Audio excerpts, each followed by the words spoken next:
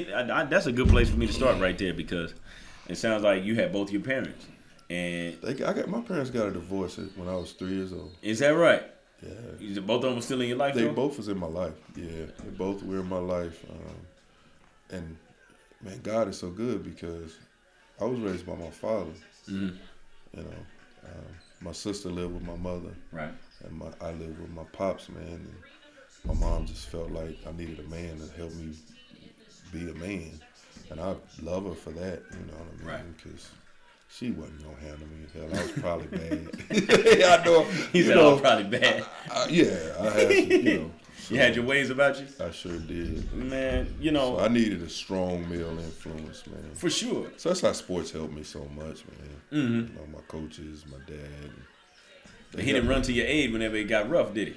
Man, that's what I was telling you about parents today, man. I remember complaining about my high school coach. Just try to. Dad, he ain't treating me right. Dad, my dad said, you suck. Ooh. Oh, it was cold. He went that strong? Golly. You're 6'5", you're averaging 8 rebounds.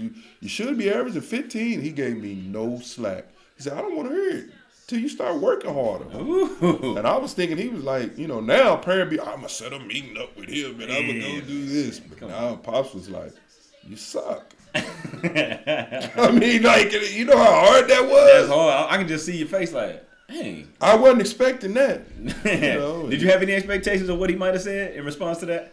You know, I thought he would lick my wounds, help me, you know, pat my head and tell me he loved me. You'd be all right. But he was like, no, you suck. I was like, man, let's go. But you know what? Hey, it's better than the medicine than the candy, right? You just give it to you straight. It made me work harder. Right. So you responded to it. He said, if you're going to play, play. If you're going to whine, quit. You know.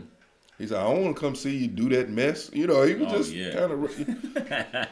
And it's so funny. Like, I could hear his voice in a gym full of people. Were you like that as a player? You know what? I was in a way, but see, I'm a big daddy's boy. Even to this day, he's still my best friend.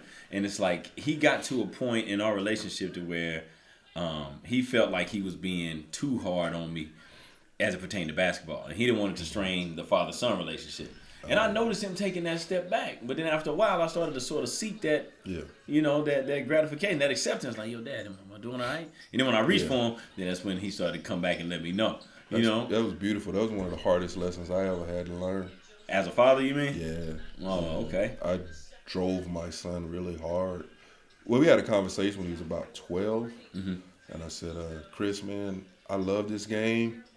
And I said, you got so much potential. If you want to be a real basketball player, I can help you. But I said, if you just want to have fun with the sport, I'm cool with that too. We can go rec ball. We can. And he said, I want to play real basketball. So, I ran the gyms for the city. I've been working for Parks and Recreation for 30 years. Didn't know that. Yeah. You had access then. Well, yeah, I used to run Woodson Gym for many years until I got promoted. And so, when he was about 5 years old, man, my wife would, hey, he's driving me crazy because I had 2 daughters older than him. Right. He's the only boy at home with the girls, and bring him up here. So he's been a gym rat his whole life, but I made him play up. Oh, yeah. I made him play with older kids. I was just on him. So we got into a real bad argument up here, man. And you and him? Yeah, he was a sophomore. And, he was already mad at me because he should have started as a freshman. But, I'm like, nah, I'm not finna, No, I'm not going to be that guy. He got the crunch time minutes, but. True. And he averaged probably 12, 13 points as a freshman off the bench. And I just. Very solid. Didn't start him, It's part of us changing the culture here. I should have started him in hindsight, but I was just on him. He made a mistake. It was just magnified. And so Rod Kendricks, who's one of my dearest friends. Yeah, that's a good man right there. I know Coach Rod. You know Eric Gill too, don't you? I know who that is. Yes, sir. And then my assistant Dylan Sullivan. I just told him, man, I can't coach him anymore. I said, man, I love him too much, and I don't want us. I don't want this to be a thorn in our side. I just want to be dad. So I didn't coach him his junior and senior year, man. And it was the best thing. I didn't even fuss at him, man. Because I had fussed at him so much his whole life. Right. He ended up making All-State and getting a scholarship and all of that stuff, but I just couldn't I drove him to the brink of just hating basketball, and I just said, man, that ain't. This game gives us too much. It gives us too much, and it was better for him and better for my home life because my wife was on my behind. Yeah, that was gonna be my follow-up question. Yeah. She had to. You must have needed a buffer, huh? Yeah. No, she was just, why are you so hard on him? Why you, that's old school, and it ain't necessarily right, but right. It really made me a better man, and and helped him out tremendously because he was able to just play basketball and not have to be perfect. Love it. So. Here's the last thing I want to throw at you on the parental tip. I think being as black men, we always hear sort of the horror stories about what accountability looked like when we were growing up, like getting those rough, those beatings and all that. We laugh about it now, but I always wonder about the other side of it. Was there ever some moments where your dad made you feel secure, like, okay, I know my dad loves me, and were you able to do that with your son too, it being so tough? You know what I mean? Man, it's funny because my dad showed me he loved me. As an older man, I started telling him, "Pops, I love you." Right. And he putting it on him. At first it was, and then it was, "Man, I love you too." Now it's so easy. Yeah. But it's just, that's, he's 75 years old, 74 years old. Just a few blocks older than my dad. That's where he was from. They just, he was that time, them comedians talk about where he say, "I showed you I love you. The lights is on. There's food in the refrigerator. Yeah. What you else? got clothes on your back. I love you." What else she need? But, that's why since my son's birth, man, I've always told him I love him. I care about him. You can do anything, and I got your back, regardless, good, bad. I just, but my son is not raised. My son's raised in the suburbs. I got you. I had to be tough. Sure. My dad made sure that I was tough to handle what goes on, in the inner city. So, but I think we're redefining that word tough the further we go on in time. Because I remember as a kid, to me tough meant, hey man, you never show weakness at all, no vulnerability, and tough. I used to think about it in the physical sense, but now that I'm grown, I'm like, to me, tough means, can you handle adversity without unraveling? Yes. If you're in a position of leadership, can you lead when things get tough? You know what I mean?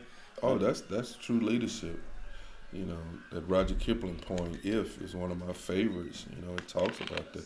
Can you handle it when everybody's losing their head around you, and blaming you? And that poem is just so on point, and I worry about the message that's going to these kids now, man. They haven't endured what we've endured. Right. And by design, they don't have to go through what we went through. Yeah. I think every parent's goal is to make their upbringing better. To make it better. Because sometimes a byproduct is making it worse. True. And it's unfortunate. It's not intentional at all. Right. But they've got to fix some of their wrongs, and they've got to deal with some adversity because life is coming at them. In its literal sense. They can only stay in that bubble so long, and once they get out, the world is not going to be kind to them. And I see that a lot. Unless you're rich and got their life set up, they ain't going to never be broke, and they ain't going to never, have to start from the bottom. Right. But, you've got to have that mental toughness, not the physical toughness. I totally agree, but you got to have that mental fortitude to get over that wall if you need to get over that wall. That's true, and there will be some walls that appear. We got to figure out how to run through them. Man, hey, I told my kids, like my wife's a principal, done well. I'm a division head, and God has blessed us. Their generation want to start off at the top, and I'm like, don't you think me and your mother went through a lot to kind of climb and get to where we were? Oh, yeah. It ain't been we ain't breezed through it, especially as people of color. We had to be under control. We've had to work extremely hard. We've had to, it just didn't come. It didn't fall out the sky. So, when you give them that suburban bubble and you think everything's going to be peachy keen and they've got to have some of that oomph to get to where they want to be, but they can do it. Yeah, they can. So some of that fabric. You're exactly right, man. Now, jumping ahead to your tenure here at Heritage Hall, you told me a while ago you've been here 11 years, right? As a head coach.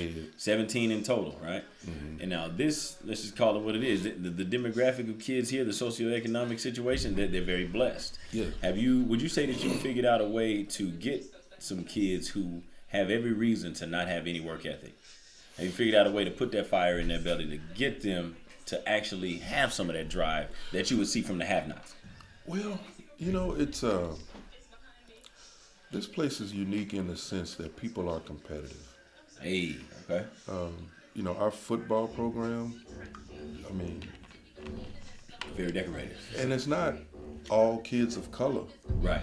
You got to get that buy-in. Mm-hmm. My biggest thing when I took over as head coach was changing the culture, taking some of the favoritism that may have been there, kind of out of it, and it's a day's work, you get a day's pay.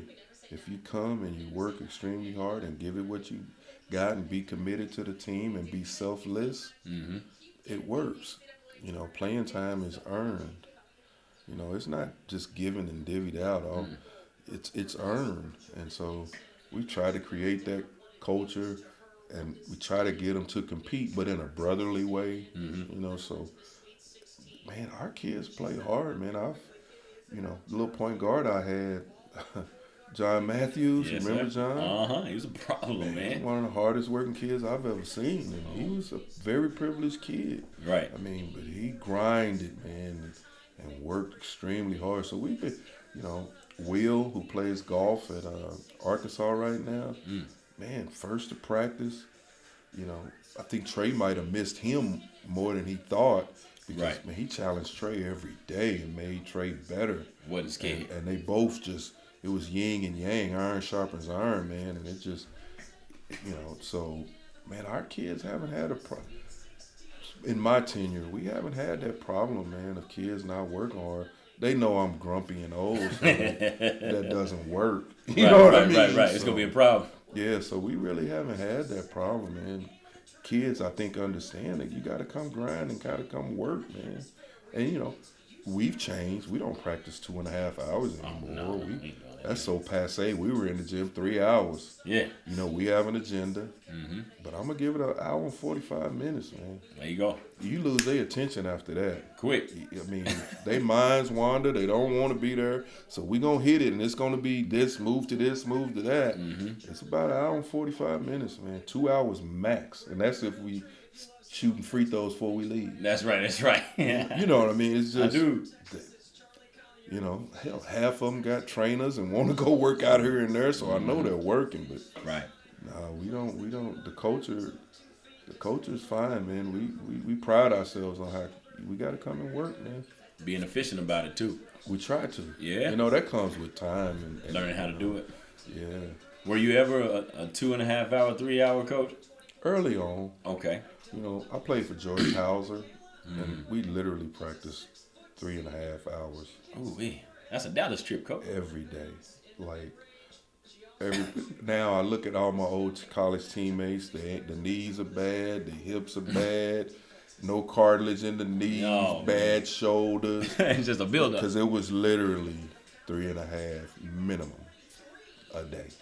That's tough, man. That just being dialed in, having that to look forward to every day. Like, all right, let me program myself. But there's a lot of standing around. Right. We literally did our individual skill development drill, our defense, our offense, and then whatever specialty stuff for the other 30 minutes you wanted every day. Y'all out working the football team, sound like. It was crazy. Yeah.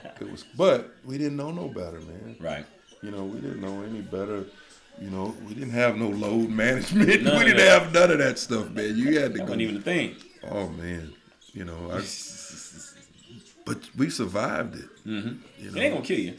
Yeah. I think that's what our youngsters, we are constantly fighting that with them, too. Like, hey, listen, we know they're going to take the path of least resistance. But it's like, this ain't going to kill you. Trust me, I did worse. I tried my hardest to stay away from that statement in my day. But it's so relevant, like you said. And I think a lot of stuff that you went through when you were coming up and a lot of stuff that I went through coming up, I think there's still a place for some of that even now. Now, some of it needs to stay where it is. Well, you got to have your old school principles, your Right. old school values and beliefs. But if you don't change with the time, kids are not going to play with you. As you watch our teams play, we ain't going to pass the ball 7, 8 times before we get a shot up. Yeah. Kids don't want to play that way. That's right. They want to play up-tempo. And I tell them, y'all can have the offense. But on that defensive end, it's non-negotiable. Non-negotiable. You know, and I watch teams, you know, I ain't going to call them teams. Man, they hit 86 points one night. Man, they not hitting 86 against us. Nah. I mean, you know what I mean? It's just a personal, you know, our goal is set every day and every game, and we know when we achieve it. And our kids know what I'm talking about. Our goal, we not giving up that. We ain't playing no defense if you got 70, 80 points. Now, we want to score now. Yeah. We're not going, we can't. We're being greedy now.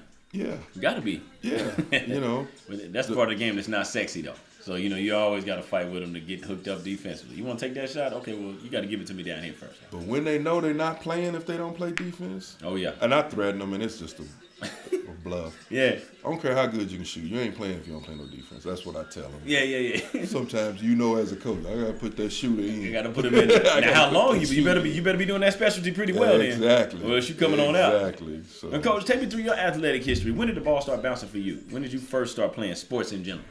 You know what, man? I'm old school, so I played at the park.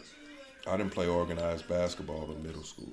You know, Okay. And back then, you got cut. So I tried out 6th grade year. Not on the list. When you go out there, you're not on the list. So I made it my 7th grade year, made it my 8th grade year. Again, I told you I was a late bloomer, so I just played at the park. I played wherever we could at the school. We just played pick up, 21. Yeah. You know? And man, God blessed me, man. And one summer I grew 6 inches. Oh man, that's a cheat code right there, Coach. Yeah. So now it was a clumsy, not needed, bad built, uncoordinated, 155 pound, just stretched out. You didn't have control of your body yet, man. No, not at all. And I was awful. You know. Did you know it then, or is that hindsight? I know I was. Back then, you know, your peers were hard. Oh, harsh. You know, but they're gonna let you know. You at the park, you miss a layup. You know, you lose, you don't get back on the court for a while. Hey man. So you miss that layup, your boys is on you. On you. So you might not get picked up next game. But if you love the game, you figure it out. And so, but when my body came together, and that's what I was telling you about playing for the Rams, it kind of came out of nowhere. I wasn't supposed to make the team. You know, I tried out, man, made the B team. Right. Played in a couple of tournaments. Johnny Williams moved me to the A team. Hey. Just on raw talent. Right. Just on raw talent. Stuff just started coming together. I could always shoot, though. Now, I was uncoordinated, couldn't run, couldn't dribble. Don't leave you open. But I could shoot. And I had a pretty good time, and I blocked shots like nobody's business. I just had good hands. So it just kind of came together, man. But I didn't think I was good enough to get a scholarship till after I played with Johnny Williams. And that was before social media. Yeah, pre-social before media. Instagram and, you know, all of that stuff these kids do now. So your coaches actually had to come see you play. Right, they had to turn and burn a little bit. And, you know, Johnny Williams, bless his soul, man. I had coaches calling me saying, I asked Johnny Williams who's the best player that nobody knows about, and he said Chris Hamilton. And that's how I got a scholarship, man. So Johnny, you know, he told everybody I could play. You know, told me I was rough around the edges, but he said, man, the kid got some talent. So, and you know, free college. That's the bottom line. You want to save mom and them some money when it's time to go. Free college, man. So, you know, that's just a blessing. My parents didn't have to write one check. And I've written checks. You know, I sent both my girls to school. Right. And my son, you know, so, man, it's just, I didn't even ask. I don't think I would have felt comfortable asking my dad to pay for my college. I got you. That was your bill? Oh, he would have did whatever he could, my parent, my mom, whatever, but I just didn't even. I'm going to go get it myself. Yeah. Since it's an option. Yeah, so I only looked at schools that offered me full rides. If it was a partial or, man, Hey, man. How bad you really want me? Yeah, you know, but back then, you know, $10,000 get you through a whole year of school. Now it's 20, 30,000 depending on where you go. That's correct. You know, it's outrageous what parents have to shell out. Oof. You know, to go get a college education. You get out, you got $100,000 worth of loans, $80,000 worth of loans. Mm-hmm. Man, that's a lifetime. That puts you behind the 8 ball for a long time. So. That's why I'm quick to tell my student athletes, hey, figure out what it is you want out of this deal. Oh yeah. Because this is available if you want it, or you can just have fun. And then I said, I come at them a little bit personally. I said, I don't know y'all's financial situation at home, but I'm going to assume that y'all's mamas and daddies don't have it like that where you just write the check and they send you to school for 4 years. Because, but when I made it, just ain't like that. So if you got these aspirations like you say you do, this could be your vehicle. Not just basketball, but football, wherever your bread is buttered. You're exactly right, man. And, the college education is so important. I think so. Is it worth $100,000? Can you go to a little smaller school, cheaper school? Because at the end of the day, I tell everybody the ball's gonna stop bouncing regardless of who you are. But that degree is forever. That's right. And they can't take that from you. Mm-mm. It doesn't expire. That's yours. Yeah. And on every job application, every interview, you have those credentials. It gives you a leg up. It don't assure you of anything, but at least lets you sit for a job. There you go. So. That's just my personal philosophy. I like the way you think about that. It's cut and dry. Bottom line makes total sense, Coach. Yeah, And Coach, take me through your high school history, man. Where'd you go to high school at? Oh, man. The Northeast High School. The Northeast High School, huh? Okay. It's not Northeast anymore. It's Right. Northeast Classing. But Northeast High School paid for Dempsey Patton. What was that experience like, man? The storied Northeast. I loved it, man. I actually went to John Marshall my first semester. Really? But I grew up on the east side. Pops got a little bit better job. We moved to North Highlands. There you go. So we moved on up. Man. We moved from the east side to the north side, big time back then. Yeah. But I still wanted to be around my homeboys. I still wanted to be around the kids I grew up. So I went to John. My dad told me to try it a semester. Mm-hmm. And we still owned the house that I grew up in over there. Oh, that's beautiful. So back then I used that address. I drove to school every day as my freshman year, second semester, without a license. Without a license. And my dad said, "Well, how you gonna get to school?" He bought me a little bucket. Yeah. And I drove to school, man, without a license for about 6 months. That's called getting it done, Cole. Well, I was tall. That's right. You fit the description, man. There's somebody who looked like they should be driving. Yeah, and it was cool, taking your girlfriend out to lunch, and he told me that car go to school and they come back home. But I had that car all over the city. I had that car all over the city. So man, look at here. What age did you learn how to drive though? That's the real question. About 12. About 12. Oh wow. See, my dad from 14, Jones, I was terrible. Man, my dad from Jones, Oklahoma, Luther borderline, and so going out to my parents. My grandparents' land and spent a lot of time with them. As soon as we leave the city, he let me drive. Yeah, you go ahead. You got it. And I sit in his lap then, but right. then once I got bigger, he get over here. Yeah. And so I've been driving since I was about 12, 13 years old, man. And I did the same with my kids. It's so weird. Like I taught my kids how to drive at a young age, man. Yeah. It's just you driving out in the country, just 2-lane road, stay on your side. Yeah, you figure it out. Yeah. So. And you know what? As wild as that may sound, that actually makes sense because if you're in the city, it's busier. So I can see a kid getting a little tighter. But out there, oh yeah, it's back when they had driver's ed too at school. You didn't have to pay; it was just a class. Yeah. So my sophomore year, man, I got in driver's ed. Man, I already knew how to drive. I just needed to pass my permit test. That's it. Yeah, that was it. It took me 3 times to pass that sucker, man. What? I wasn't studying. I'll be a knucklehead until the last time I said, all right, well, let me go ahead and apply myself. Let me go ahead and get it. Boom. Yeah. Driving. It's like a rite of passage. Okay, now, you made the transition from John Marshall after the first semester, right? Mm-hmm. To Northeast. Was that against your will? No, man. I said, man, my cousins were on the east side. Okay. I wanted to play with them for high school ball. I had another cousin who, Northeast girls were amazing back then. They had Shirley Fisher and Angela Caldwell, who was my cousin, and I looked up to them because we went to all of their games when I was younger.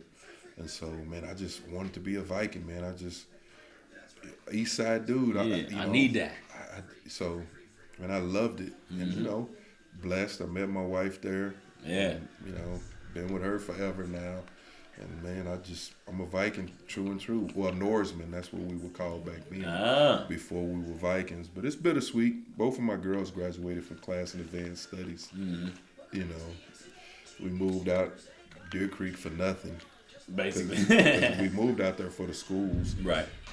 My girls both got in class and loved it, graduated from there. My son was at Deer Creek Middle School, and I was just like, I'm not comfortable with this. And I moved him over to Heritage Hall, man, and the rest is history. Yeah. Okay. Yeah. Viking / Norseman. Through and through. Now, the Northeast class in Comets now. Gotta say it right.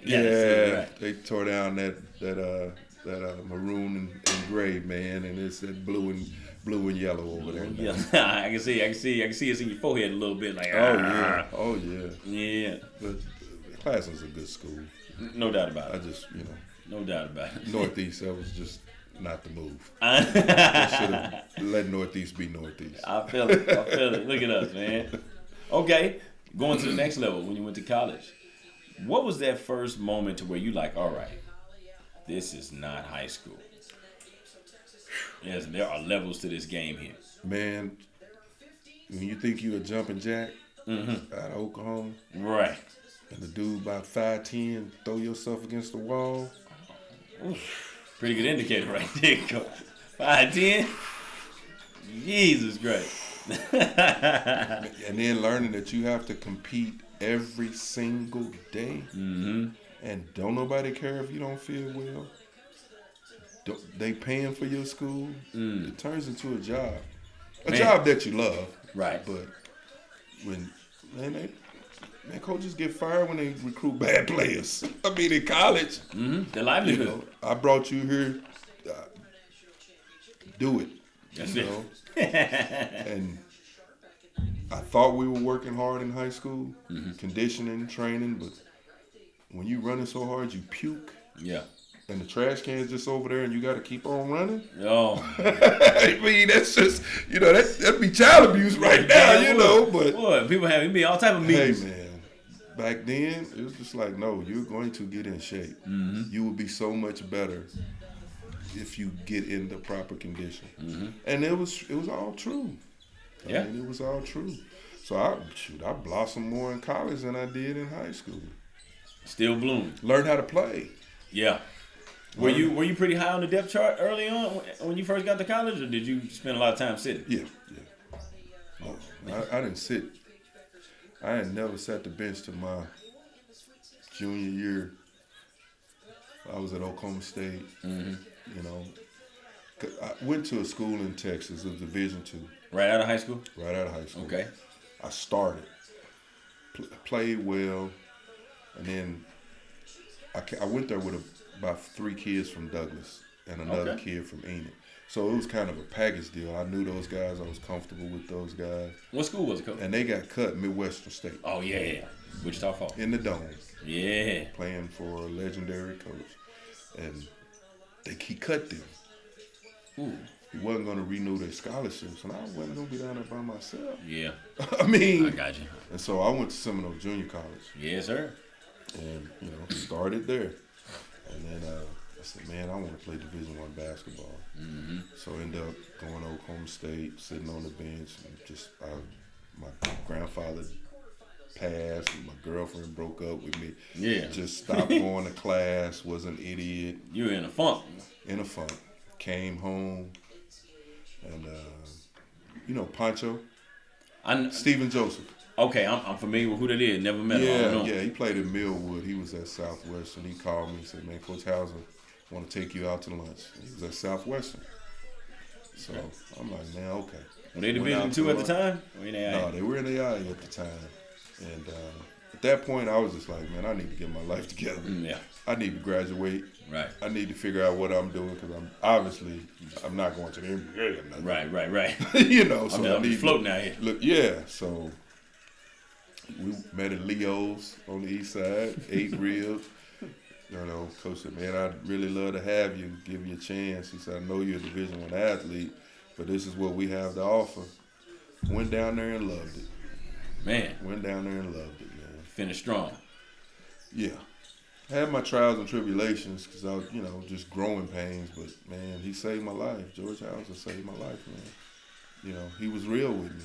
Man. And that's why I said I've had some coaches really impact my life, man. And, I was just mad at the world. I was mad at the world, man. Stuff you had no control over. Yeah. Yeah, and he just, man, he didn't give up on me. He helped me grow the hell up, really. He just helped me grow up, man. And I'm forever indebted. I talk to him whenever I can now. He usually comes to our playoff games, and he's an awesome man. He's an awesome man, so. Relationships, man. That's what this business is all about. I'm learning more and more every day. Man, it's just like, and I still run some of the stuff that he taught us. Yeah. You know what I mean? Yeah. Hell, it works. It does, man. The game evolves, but it doesn't change. Man, somebody was talking about some complicated offense and this and that. And I said, man, give me a high ball screen. There you go. Spread the court, driving lanes, 4 out 1. All of that y'all doing. Yeah. It don't take all. Get the ball to the guy in space, and go play. That's what you got to do. We won our first state championship with a high ball screen. My son at the point, Rathan, the kid I was telling you about. Yes, sir. At the 4, just high ball screen. If Chris, he just make a decision. Guy roll, you lob it. Rathan gonna dunk it. You don't. You get all the way to the hole. You pull up. Just make a decision. Read and react. Shoot on this side. Shoot on that side.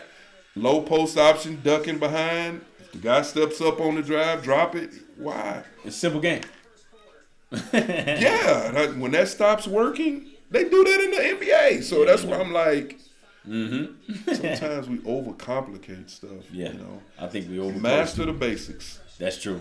It's like, man, and I'll try to police myself these days, Coach. If I feel like every time out I'm grabbing the whiteboard, I'm like, well, wait, I don't need that, man.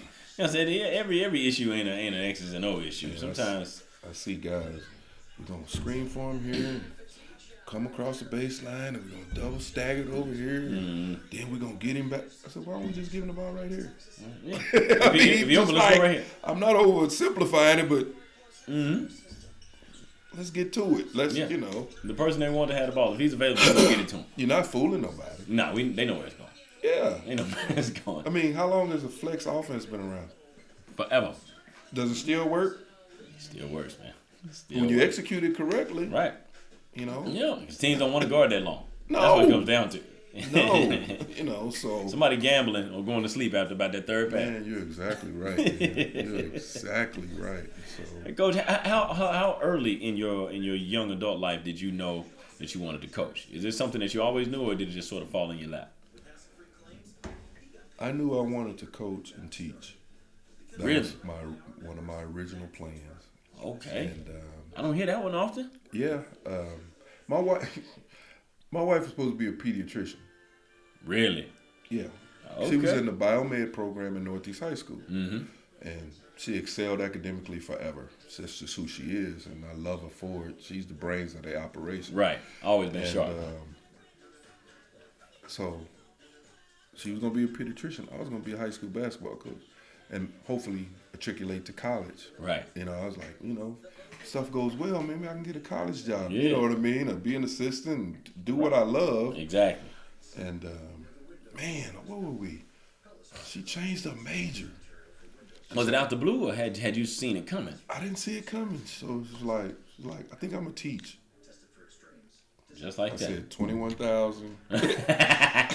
So back then, that's what teachers made. Yeah. 21,000 and 21,000. I said, we got to do something. I got to do something different. Yeah. So I changed my degree to business administration. Okay. And thoughts of conquering the business world and doing some other things. And if she wants to teach, that's beauty. I got to be the provider for the family, not knowing that she'd go on to be a principal and, almost finished with her PhD and, all of those things. So that's so excellent, man. But, man, I'm a man of faith, and God is so good, man. He gives you the desires of your heart. And so I wasn't coaching. I was working for the city, entry level, looking to climb the ladder. And my best friend, Donnie Vickers, you know, he worked for me, and he just on my butt. You need to help me coach these kids, man. We had a ragtag bunch of inner city kids. What age group, you remember? They were high school. Okay. They were high school. And he's like, man, you got to help me with this. You got to help me with this. You know the game. You know, you got to give back. He just be on my butt. And no breaks. And so I help a little bit here, help a little bit there. Then he, you know, Davis Hudeberg, Andrew Hudeberg, Grant Hudeberg, the Hudeberg boys, he was coaching them as well. And so he died, complications of an operation he had.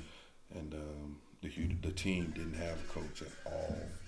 So a couple of the parents called me and were like, you know, we need to keep these kids together. And would you help, you know, in Donnie's absence with him passing, coach this team for the rest of this year? And man, I did it. You know, like I said, I've always wanted to coach, and I did it. Fell in love with it. Davis, Miss Hudeberg's oldest son, was here at the time. He said, man, they really need some help, man. Go up there and talk. Him and Kurt Foster. Kurt Foster helped me too. See, look at that. Yeah, and so Kurt was a freshman coach. He had been here for a long time. And so I was just helping out, man, and I love it. I do it for free.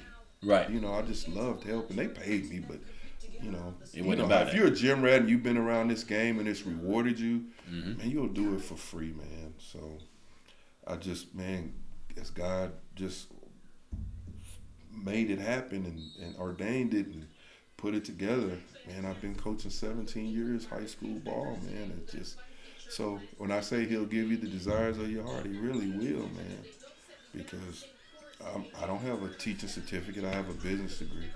I've been an adjunct coach here for that long, and I'm proud of what we've accomplished. I mean, I really am, and man, this has been a hell of a year for me. Yeah, man. You know. Oh yeah. So almost dying of COVID and just dealing with all of the physical ailments, and then through this pandemic, worrying about your kids getting sick. Man, God has seen me through it all, and he's watched over our whole program, and, you know, after last year, no state tournament, but qualifying, being the number 1 seed. Getting no closure. Man, it's just like, and I knew with the talent that we had, we could have, I like to get to the championship and have a chance to win. Yeah, and so I'm telling you. And that's all I can do. You're right. You know? This year's matchup in the 4A finals, which featured you guys and Kingfisher, that was highly anticipated even last year. Well, you got to think that's 3 out of 4 years, and I think it would have been us and Kingfisher last year. I truly do. I mean, you know, I told Bayshawn, the kid over there at Kingfisher, man, you ain't graduated yet. you know, because I mean, I think he's an amazing kid. He's going to do great things at OU. And I respect what they do. Hopefully, they respect what we do. And you know, man, God has just been good. But in looking forward, I truly feel like we'll be back. Oh yeah, ain't nothing wrong with that. Man, we got some young strappers, some young ball players, man, that go hard. Yeah. So our cupboard is not bare, man, and our goals are not changing. For sure. I mean, and that's our goal is not to win state. Our goal is to get to the state tournament, and I like our chances, and we can compete for a state championship. Because as you know, with your experience in the state tournament, man, anything can happen once you get to that Final 8, man. Was this year not wild in every class? Wild in every class. I watched number 1 seeds lose to 8 seeds. I watched games that were supposed to be our first game. Your first game of the state tournament, you mean? Yeah. Oh, yeah. I mean, CJ's got to he got to get a putback for us to get to the semifinals. Now, the semifinals, we just wore them down. We just wore them down. They didn't have the depth, but them kids could play. Yeah, that's right. And so, I'm just sitting here, I'm like, and this, when I look at the NCAA, it was just like our turn. Anybody can win at that time of the year, man. Yeah, I love you cannot take nothing for granted. You know, so you got to hook it up. That's right. And coach, I've had two things that I wanted to that led me to you specifically. Because you coached one of the best players in the state of Oklahoma that's getting ready to graduate here in the next few months. Yeah. Trey Alexander. And I'm always curious to know how it is when you get to, let me not say have to, when you get to coach a high profile talent like that. Because, aside from the gifts and the talents and accolades, they're still just teenage kids. That's the first thing. And then the second thing is you got a staff almost full of head coaches and dads of players that are in your program. That sounds like a lot of variables that you got to manage. Oh, it's a lot of moving parts. A lot of moving parts, man. A lot of moving parts. How in the hell do you do that? Well, as far as Trey is concerned, it's just a blessing. Mm-hmm. He actually made me lazy for a year. He felt it. And I told him. He spoiled you a little bit. Man, throw him the ball. That's Get right. out the way. Give him a ball screen. Yep.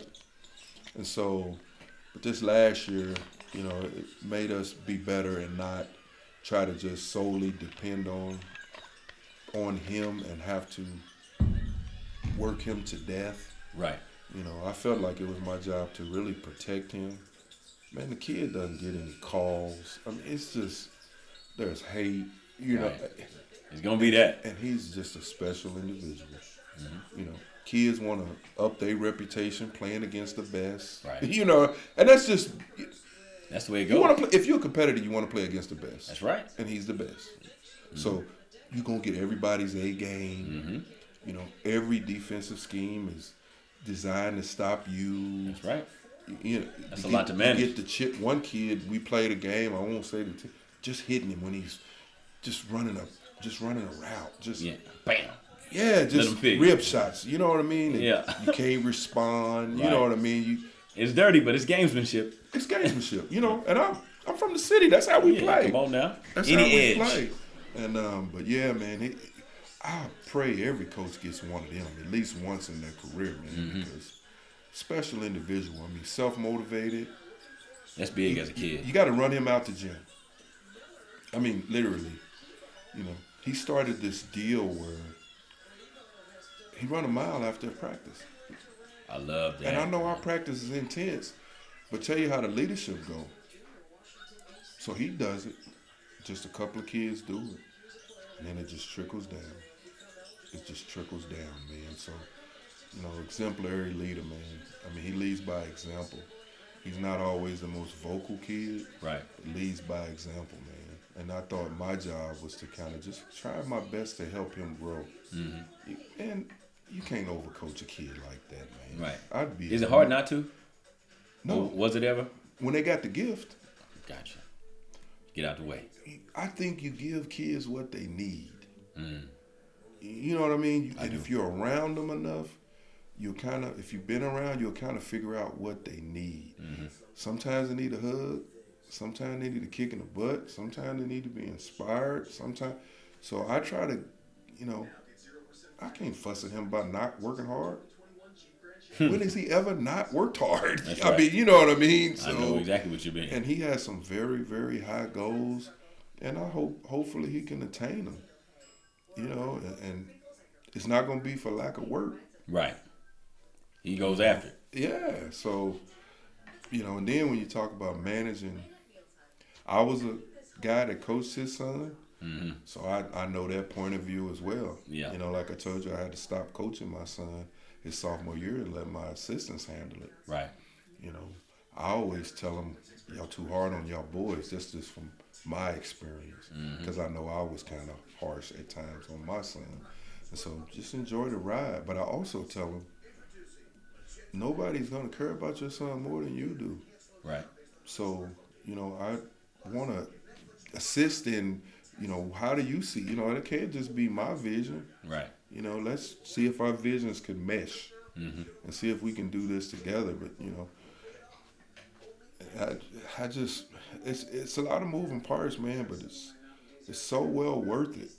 When you see kids grow and get better, from CJ's growth, Trey's growth, I mean, I just like to see the finished product. It doesn't always start where it ends up. It's a journey. We constantly talk about the journey. Right. And are we getting better week to week and day for day? And like it could be chaotic at some points and not having it figured out. I like for the kids to participate in the figuring it out. I'm not a dictator. No. It just doesn't work with this generation. Yeah, you're right. You got to get the buy-in. Yeah, it's our show as head coaches, but they're the performers. Yeah, that's why when they say, "You ready for the game?" I don't have to play. I'm always ready. I mean, that's what I'm saying. I don't have to play. Yeah. You know. Yeah. I just try to guide. Yeah. I don't. I hate that question because of that, and I know people don't ask it maliciously. It's just like, at the end of the day, these are teenagers. They're fickle, so I don't know what mood they're in. They might come in here sleepwalking. Brother, you can design a play, Yeah. and they can go contrary to what you design. Just like that. And people will be like, "Why did they do that? How do you know that's what we designed?" I don't throw them under the bus for real. You know, I think coaches get too much blame and too much credit. And yes, you know, and you got. That's one thing I never want to be. It's so puffed up that I think it's about Christopher Hamilton. I've just been blessed to be put in this position to impact kids' lives, and I don't want to lose sight of that. This is about building men. It's not about. I think I was the same when we were 500 as I am with the success. And there's a lot more pressure, obviously, but I want to remain the same humble dude that prays before every game, that prays over my kids, you know, and keep my family life together, you know, and walk before these young men in a way that I feel like won't harm them or hurt them or show them what manhood is about. That's beautifully said right there, Coach. But in all that, I took that word pressure from you. Where does the pressure come from? Is it self-induced a lot of times? Because you seem very humble, but I can see that there's a dog in there as a competitor. So I would imagine that you're kind of hard on yourself when it comes to. I'm probably my harshest critic, but I've worked really hard at trying to, like, I see coaches just act that butt. Mm-hmm. Why? Yeah. And I've seen coaches that it's about them. Yeah. It's not ever about me. Mm-hmm. If it's about me, don't let me coach your kid. Yeah, pull him. Because it's about the team. Mm-hmm. It's about the sacrifices that we're all making to try to be successful. And pressure comes with. I like a little bit of pressure. True. If it's not a little bit of pressure, it's not that important to you. Right.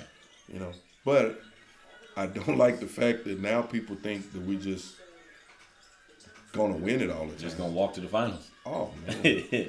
Just like this year, I took the week spring break. As I told you, I took my wife out of town and just had to really just tell myself that was a successful season.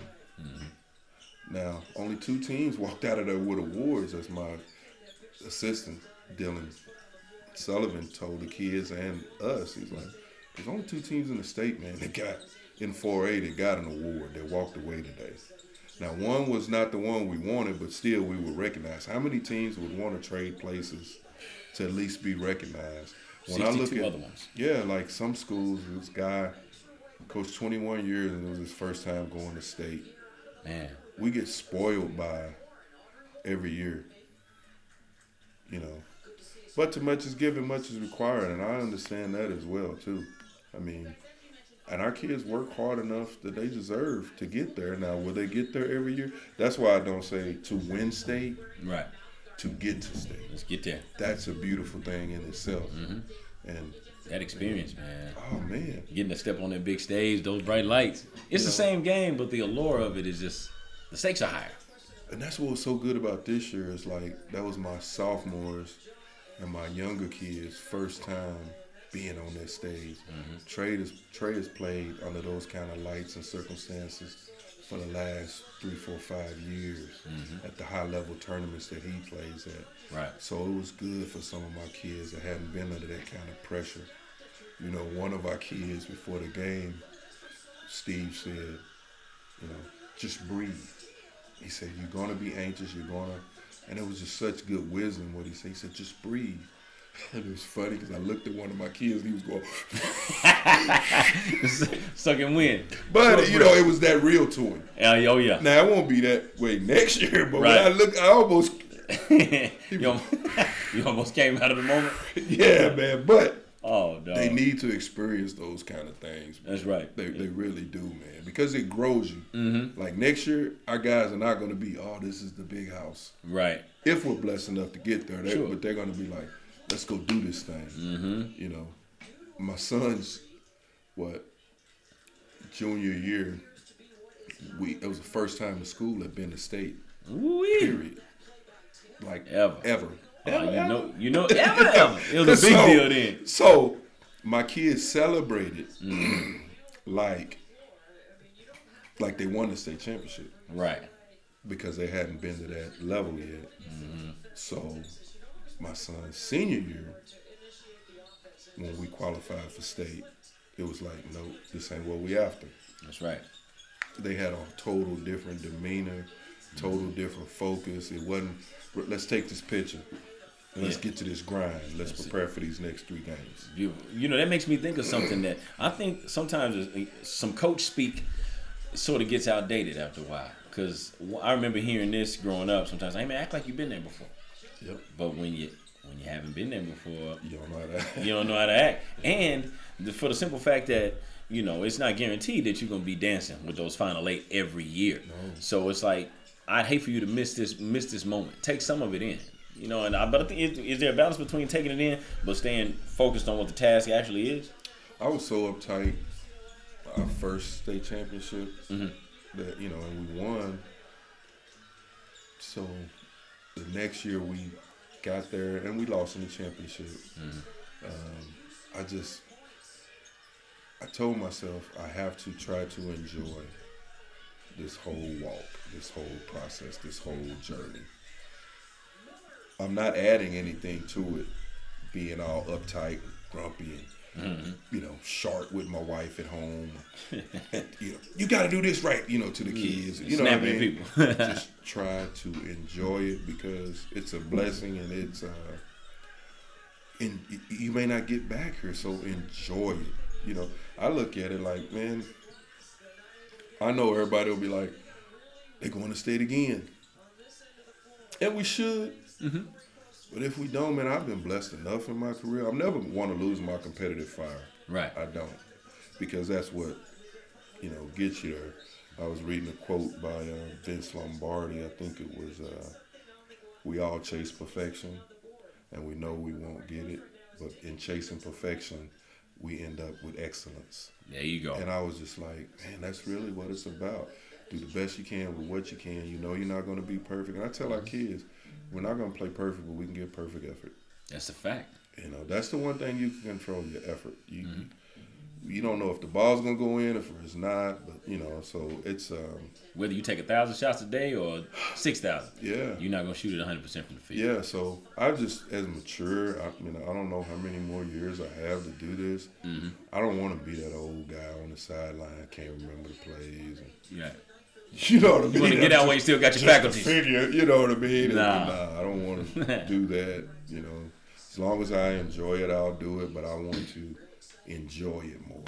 I understand that, Coach. Just that's maturity. Yeah. Just enjoy it. I love this stuff, man. Basketball saved my life. You know. How did it save your life, Coach? When you go to high school and you got friends that's leaving for the penitentiary after graduation. Yeah.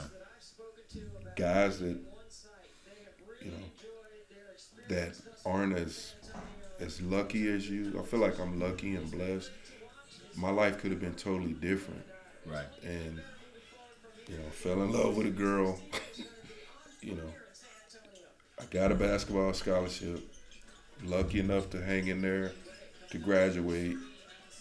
I just, you know, the steps was just so ordered. I just feel like I'm not, I tell her, man, I'm not that special. I don't want to be treated like I'm special. Right. But God has blessed me. I try to give him all of the, and I don't care if, yes, I'm religious. Yeah. You know, and maybe that's not in style or whatever. In style. I know that it's not me. and I don't ever want it to be about me. You know, so He working through you. God is just, I'm a vessel.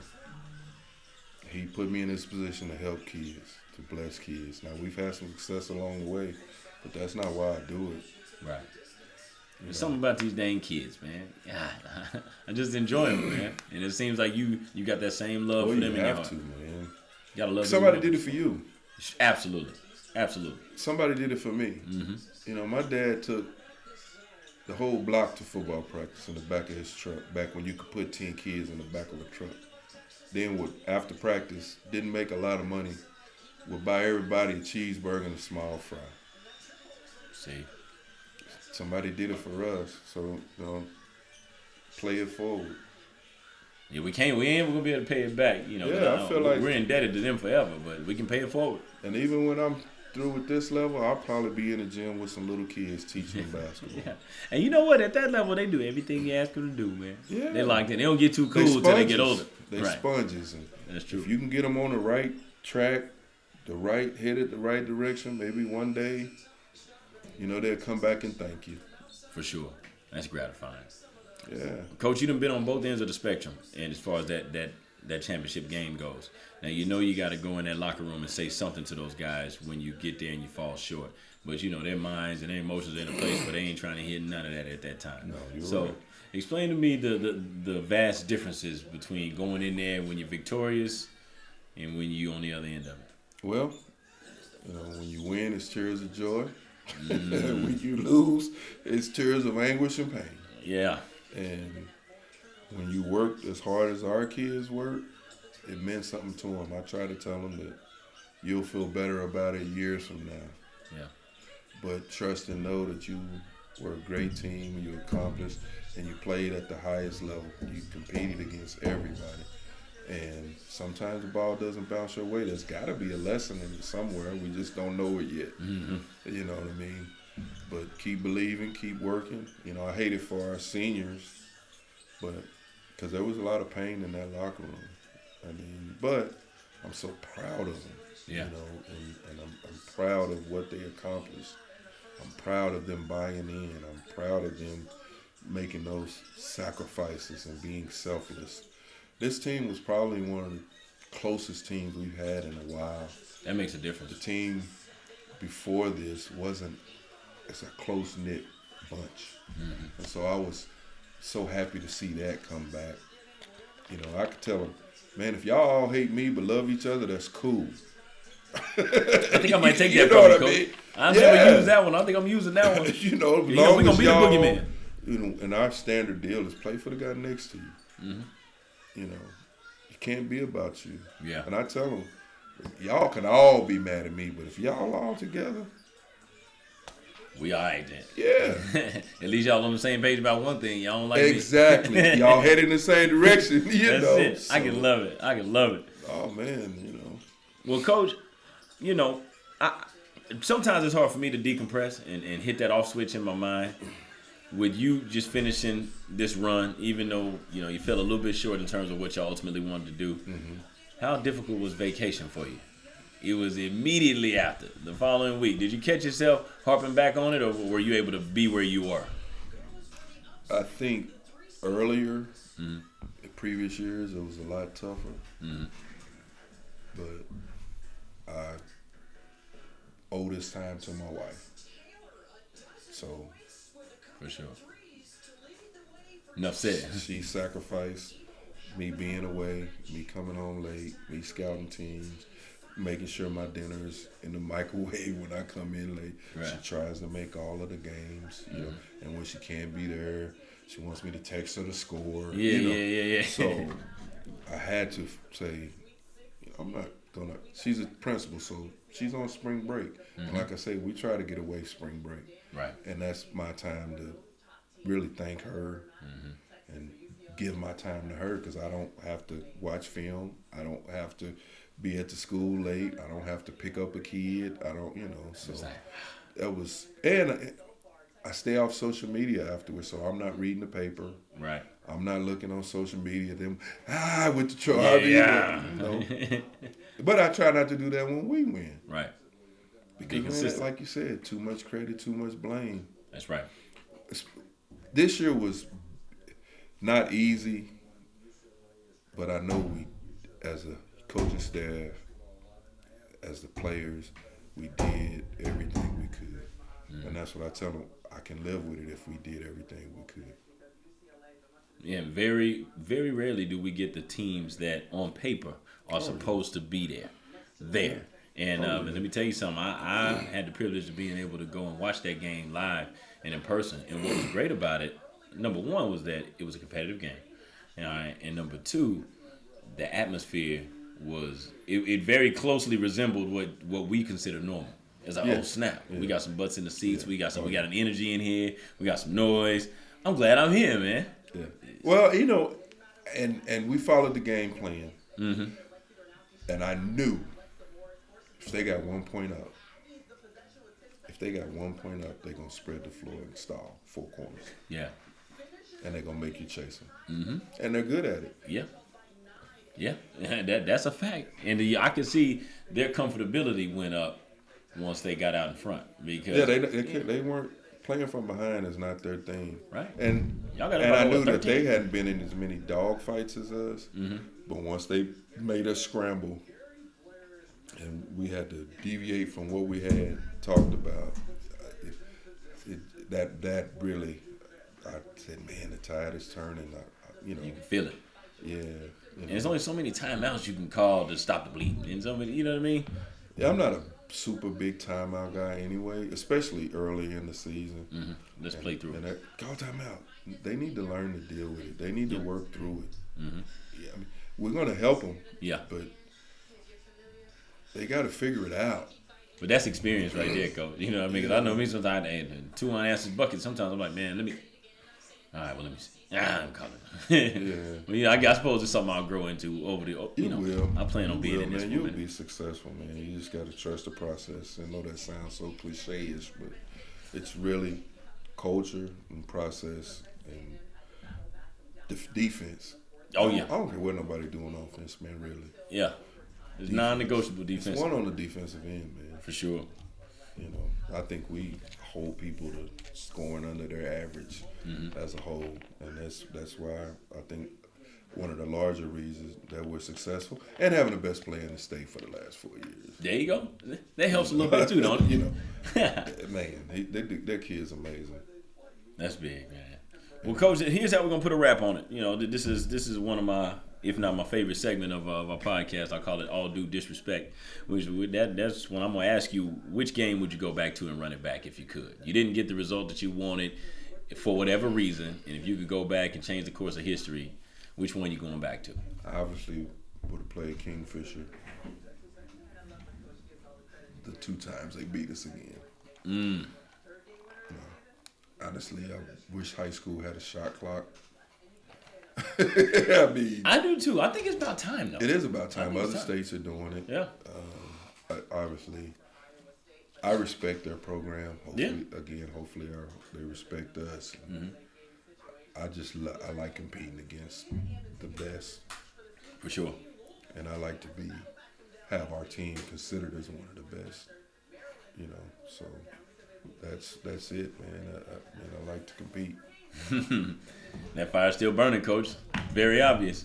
Oh yeah. Well, my man, as long as I've had your number in my phone for about the last 5 years, it's the first conversation that we've had face to face, and I've enjoyed every minute of it. So I've enjoyed it. Hopefully, I didn't sound too crazy. No, man. Look here, you've been on the list for a long time. Now I get to go on and mark you off. So best of luck to you moving into the spring and the summer, and I'm pretty sure we'll be locking horns in some capacity down the road. Well, like I said, if you ever need anything, you got my number. Let me know. Even if it's great or small, man. You guys are the next wave. You guys are going to build great programs, man. It's just keep doing it the right way. That's all you can do. And yes, sir. Trusting in that process, as you say. Well, I mean, because it is, a wise coach told me it takes 3 years to build a program. I've heard that before. It takes 3 years. And it took me 3 years as a head coach. We didn't take off to the 3rd year. He said, you're going to have to run some people off. That happened in year 1 for me. Yep, you're going to have to get a great coaching staff, and you're gonna change the culture, and that's a process. I'm serious, man. That's a done deal right there, coach. I had football. Hooked and booked, baby.